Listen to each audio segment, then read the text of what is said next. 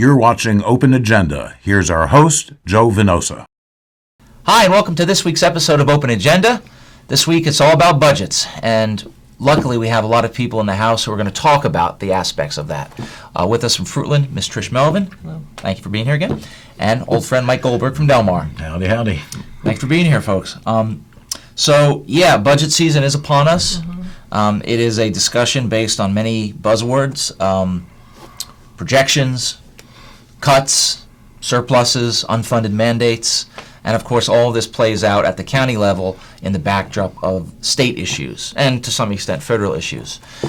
So with us this week we have Joe White, who's going to come in. You know, Joe has a lot of experience in budgeting as a business owner. He follows obviously the county issues in a very intense manner, and he's going to inform the public a little bit about the process of the budget cycle, the nature of the budget hearings, and what regular citizens, regular Joes, and others can and should know about the process.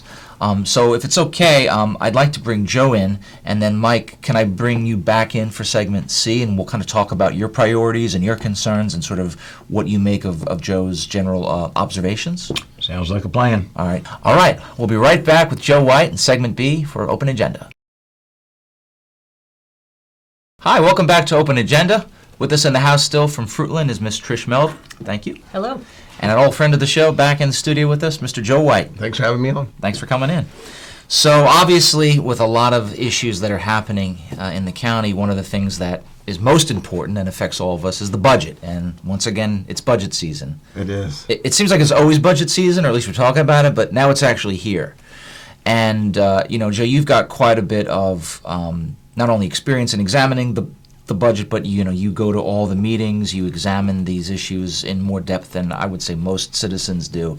And I guess the question that we have is, what should Wycomico residents know about the budget season as it stands right now, as of late April? The main thing is to just understand the process. Okay. And going back to my business experience, this is the one thing I always tried to keep my management staff on, is there's a process behind it. Because sometimes you're going to have to make tough decisions. Mm-hmm. Sometimes you're going to get some nice, easy victories. Mm-hmm. But if everybody understands the process, and that's coming up in May, and I have that information, just talking about work sessions. Now, the county council is going to have work sessions with the executives team, and they're open to the public. There is no speaking part. So, you could just go and watch, or you could watch on PAC 14. They're from 3 p.m. to 5 p.m., and I have the list of dates here. Mm-hmm. So Monday, May 11th is the first one. Then you're going to have Friday, May 15th. Again, 3 to 5 in room 301, the big room, big just room, like they do. Plenty of seating.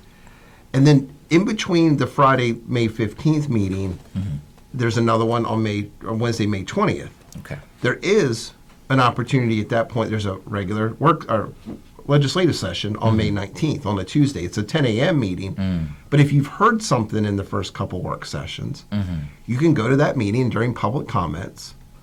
You can use that time to speak to it. It may even be that you want more information, because the last one they're going to have, and it's kind of penciled in, is on Friday, May 22nd. It's kind of a wrap-up. So as a citizen, you have a chance to go and put your input in at strategic times, but you have to understand the process.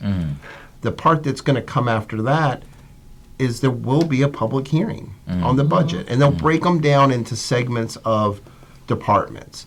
They'll let people go up there and speak for 3 minutes on each one. Obviously, most people don't speak on any of them, or they speak on one. It could be about Board of Education, fire safety, police. Obviously, we got the CBA done, so that's that one's kind of known. But you get to see how it affects the rest of the budget. Then they'll pass the budget in June. It has to be done by the second meeting in June. So this process, it is made to play out in a slow burn because the public needs to have the same time to digest information that both the council does and the county executive. Okay.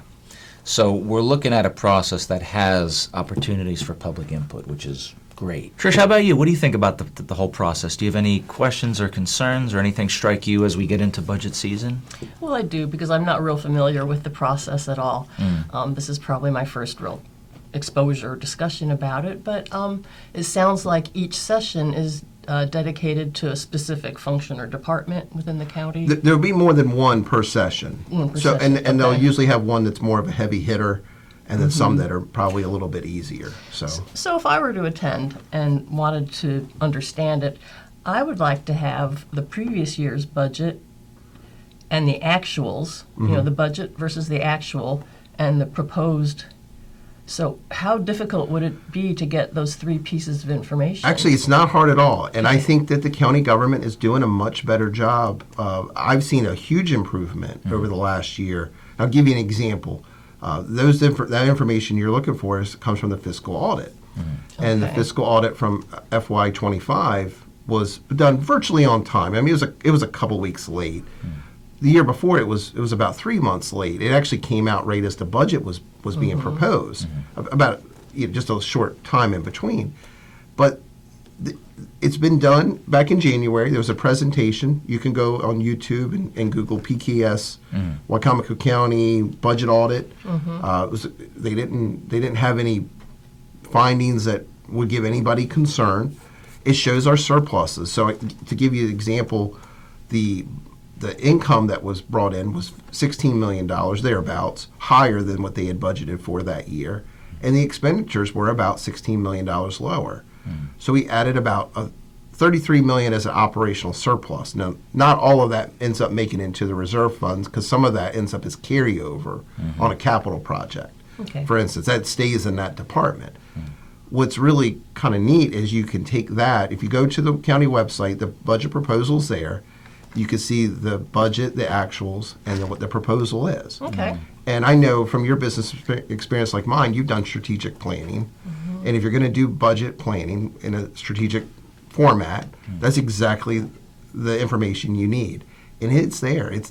I give them some credit that I think that the timing of this, the things that in the past some folks have brought up as a concern, have been better. Yeah. So If only everybody's eyes lit up like yours do when we talk about budgets and strategic planning, because, again, it's not the most engaging topic that quote-unquote regular people maybe have on their horizon, but it's one of the most important things because it relates to our county government. I spoke about this at the last meeting, and this is probably one thing that everyone needs to at least acknowledge.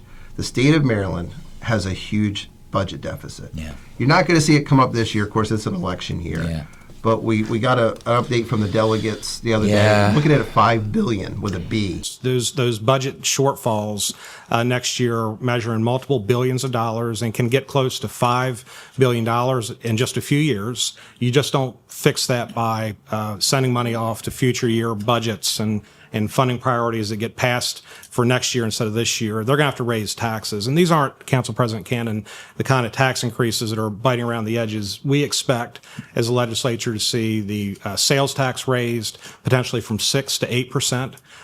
You are going to see property taxes, which I think the legislature has already acknowledged that property taxes are going up. You're seeing your coffers increasing. Don't lose sight of the fact over the next 3 years, the legislature sees tremendous increase in property tax revenue to the counties. When we talk about the legislature passing budgets, they often do it through the lens of unfunded mandates and passing those responsibilities down to you, the local elected officials. That concerns me a great deal. So it's getting Deficit. worse, in other words. It's getting worse. Okay. And you've seen yourself the issues that Salisbury's dealing with. Yeah. So it's like being at a restaurant. You're eating at a table. This friend's broke. This friend's not broke, but doesn't have a lot of extra money. And you're doing well because you've saved your acorns. You've invested wisely. Who are they going to come looking to pay that bill?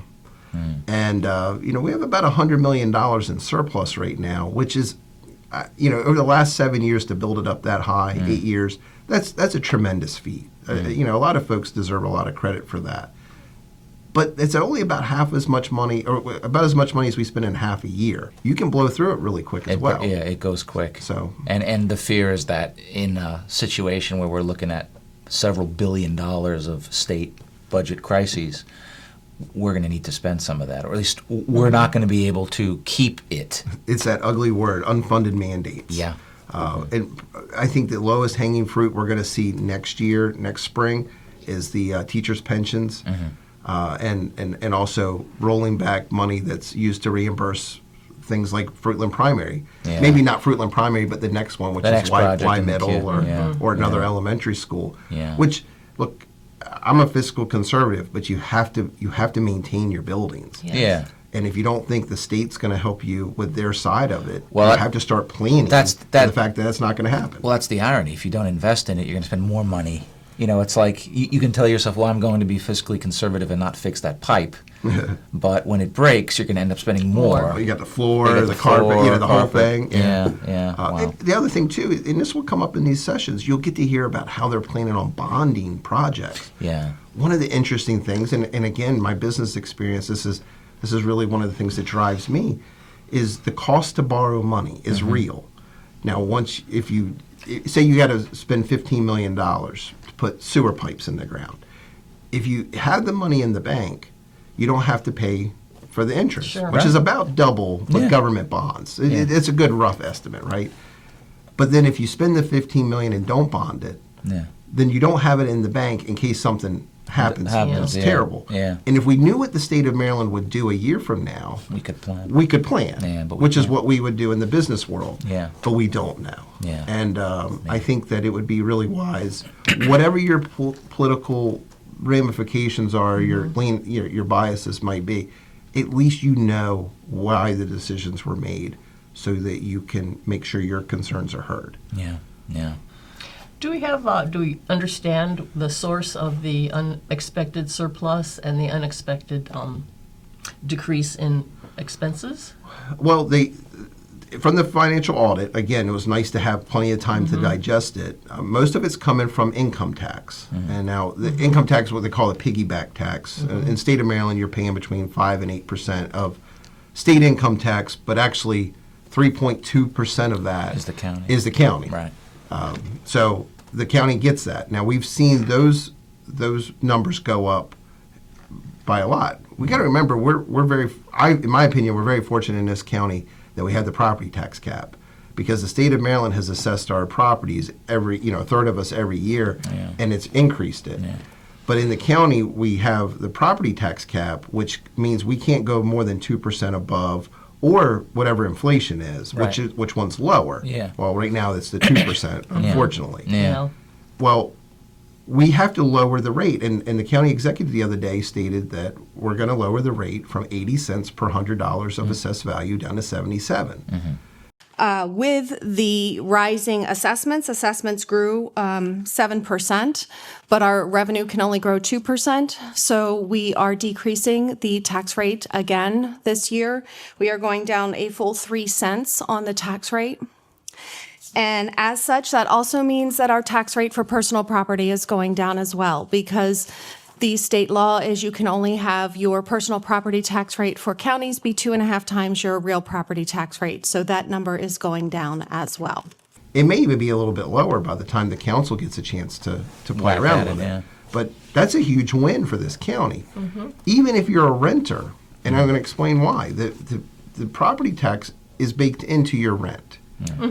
And then the pizza shop down the road has to pay personal property on the pizza oven Right. in their pizza shop, whether they own the land or not. Correct. Yeah. So when you want to go get a pizza, the tax rate goes down. That helps keep, and I think they call that like stagflation, right? yeah. Where, yes, everybody's doing a little bit better, but no one's actually doing better. This is Yeah.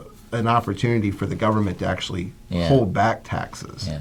And but Well, you can see that process. Well, there's an old sort of expression that so much of economics is the things you don't see, right? It might be baked into how we operate, but you don't actually see it until you feel it.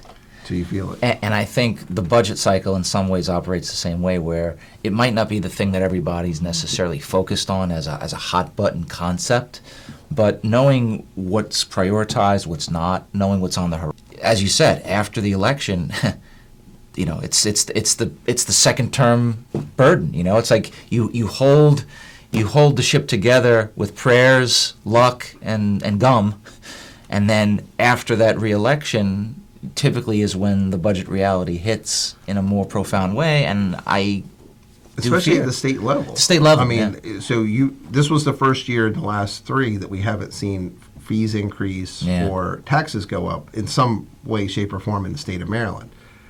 We're all still dealing with energy bills that are much higher. Yeah. But I guarantee you next year, Yeah. it will be after the election year, Yep. and that bill's going to come due. And the folks here in this county who have worked hard, we've budgeted well to save up this money, Yeah. it's going to be the reverse. Well, and to that point, one of the things that has been stated, I think Josh Hastings has said this a few times, and several others, is part of why our surplus is the way it is because of our disparity grant, which ironically is money from the state that they give us because we are a poor county. If the state cuts or takes that back or rescinds it in such a financial crisis, that surplus goes away. You lose most of it You if lose the most of it. disparity grant goes away. But Yeah. we do know that the disparity grant's not going away for the next 3 years. Now it's going to be a little less this year. Mm-hmm. Actually, I was listening to Delegate Barry Beecham. He did a nice talk this past week, and there was a one-time payment last year in the last fiscal year that kept the disparity grant up. We're not going to get that, but the disparity grant itself is staying the same. But it's probably going to roll back. They tried to roll it back $500,000 this year. Yeah. He was actually able to convince them to keep it the same, through how they work in Annapolis. But that's what we're going to be up against next year. Yeah. And the local issues are going to be what hits people the hardest here. Yeah. So I concur. There's concerns that nationally inflation could reach above 4%, in the years ahead. So it sounds like as a small increase in inflation, it's magnified down at the local level. it's magnified because your small businesses are feeling it. That's where you're feeling it first. I'm a wholesaler. And when you take a 4% increase in wholesale goods, so take a pizza shop like I mentioned before, and let's just say flour and oil and cheese all go up 4%. And on top of that, their labor also went up. Their price is not going to increase by 4%. Their price is going to have to increase by about 8%. So now the person who is buying the pizza isn't paying an extra small amount, they're paying even more. All right. This is also in conjunction with the rumors are that the state of Maryland's looking to increase their sales tax from 6% to 8%. So now this pizza, look, we're eating pizza because it's quick, it's easy, and it's kind of cheap. Not anymore. Maybe not now. Yeah, and then consumer spending gets pulled back. And then you get more recessionary. You get the downward features. spiral. But we want to make sure the state of Maryland doesn't handcuff us. Yeah. And the best way to do that is to take care of us here, regardless of political party. Well, and that's all the more important then for us to be engaged in the budget process. So, Joe, thanks for coming in and Thank you. explaining it. It's you make it sound so interesting, even though sometimes a person's eyes can glaze over with the budget. But Somebody wants to sit next to me. I'm happy to chat with them a little bit about what they're seeing because I've seen it a few times. Definitely. Well, Trish, thank you for hanging out with us as well. You're welcome. Thanks for coming in again, Joe. You're welcome. And we'll be right back with our next segment of Open Agenda. Welcome back to Open Agenda. With us once again from Fruitland, Ms. Trish Melvin. Yep. And with us from not New York, Mr. Mike Goldberg. Definitely not New York. The accent gave it away a little bit. Thank you for coming in, sir, again. You Appreciate betcha. it. So, budgets, money, taxes, cuts, all of the above, it would seem. A lot of things are going on. Obviously, Joe White gave us, I think, a really good breakdown of the nature of the budget process, the general schedule, what to expect.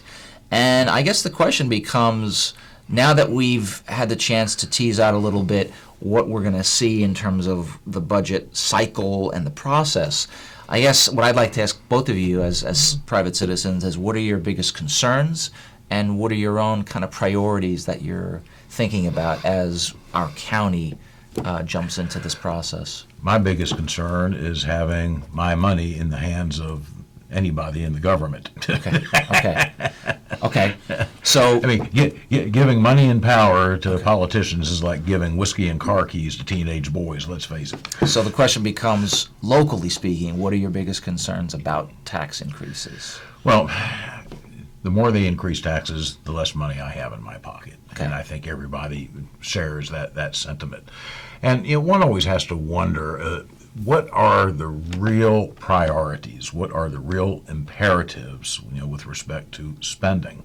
And of course, how much tax revenue that we collect in order to support that spending. Historically, governments do not spend responsibly. Because all they have to do is raise taxes to make up the deficit.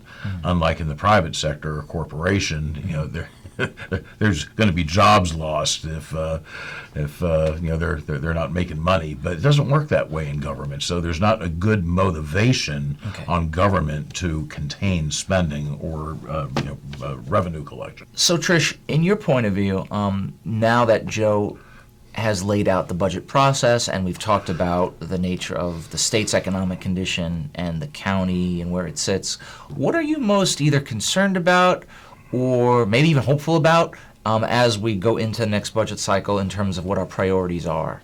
Well, I'm most interested to see where there's great deviations from previous year's spending, not more so than the previous year's budget.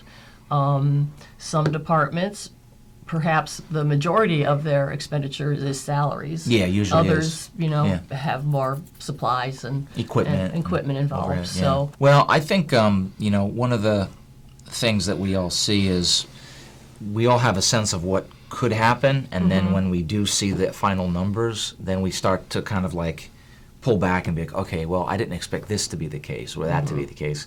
And it's interesting because one of the things that I'm most passionate about, obviously, is public education. And As discussed during the public hearing, the state of Maryland continues to shift financial obligations from the state level to local governments, placing additional pressures on county budgets.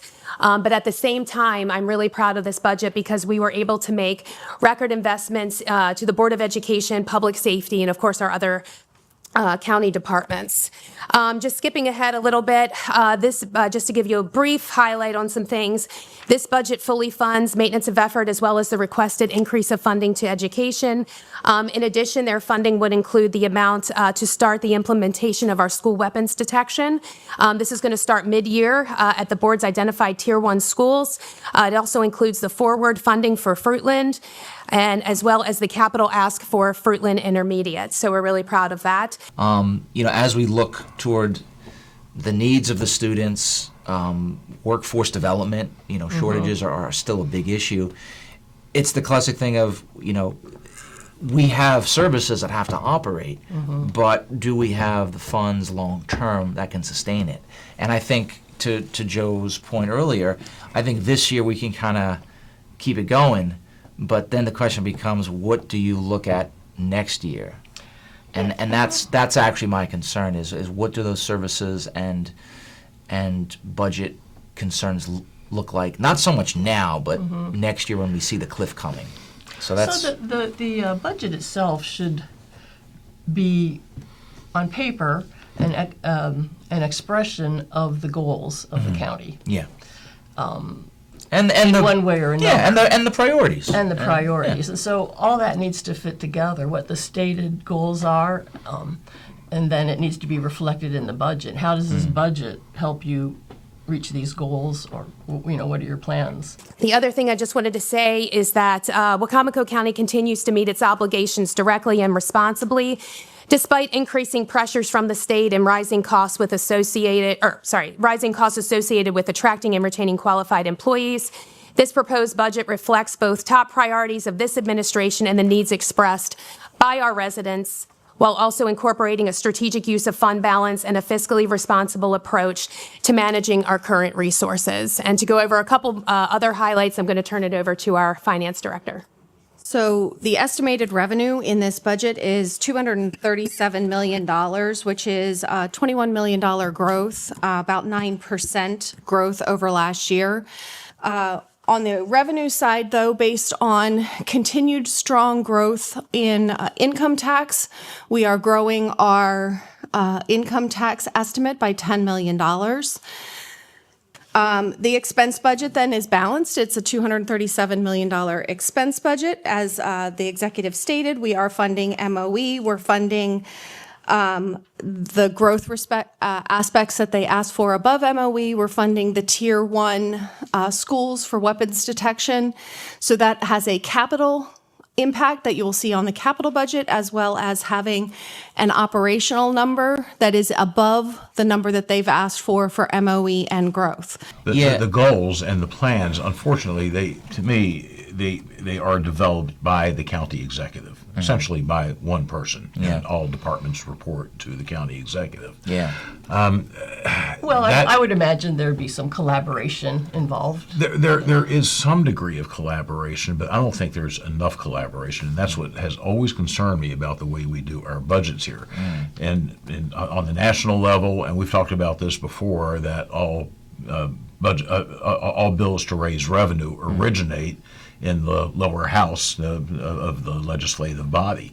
But here, it originates in the executive office. Yeah. And all that the county council can do is to reduce the amount of They can cut, that has been budgeted by the executive. And it is kind of interesting because that's essentially how the Maryland system used to operate, where the governor had extraordinary power to set the budget and the legislature couldn't do much. So it's interesting that even the state of Maryland, for all our concerns and criticisms as far as the current budget issue, I think it is correct that you have legislative input on the budget as a proactive feature. And it doesn't mean that you cannot have a shared vision between the legislative branch and the executive branch. I mean, that would be ideal.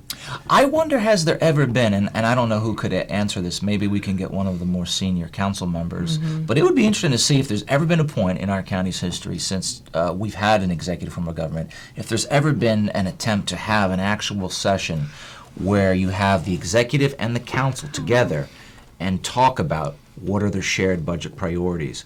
I'm guessing there hasn't been, but it would be interesting. Again, this is the nature of checks and balances, but also the competition between the branches. But this is what our charter lacks, and that's why our system is such a problem. And I think it's going to become more problematic into the future as revenues become tighter. I mean, we're looking at a lot of structural deficit in our state budget that is going to trickle down, or I should say not trickle down to the county level, unfortunately.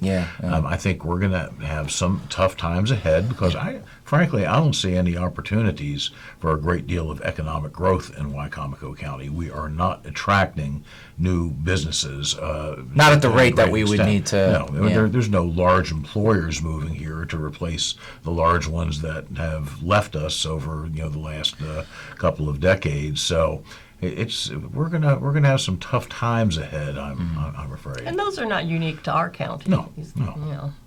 But how the budget plays out can be unique in the sense of do we prioritize things that shouldn't be prioritized, or are we not seeing what's around the corner as far as I think we often do prioritize things that should not be prioritized, and what I consider to be a priority, somebody else may not. May not, I mean, like on education, I have a very different view than most people.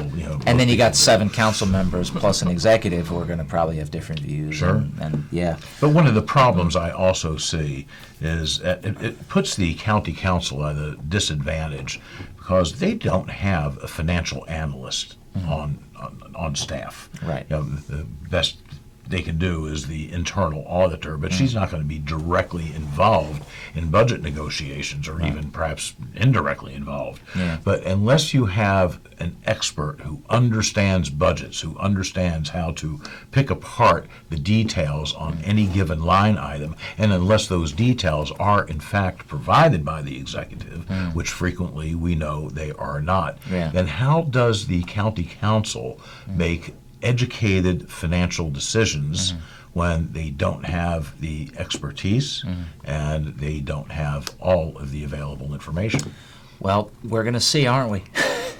We've got a budget session that's about to start, and hopefully we'll be able to inform the public a bit, and hopefully the public will sort of engage the process and come out. So again, we have several sessions coming up in May. They're open to the public, and hopefully if people have even half the concerns or, priorities that we do, maybe they'll get them to be addressed. On that note, thank you both for joining us. Appreciate it. And thank you for watching. And we will be back next week with a new episode of Open Agenda.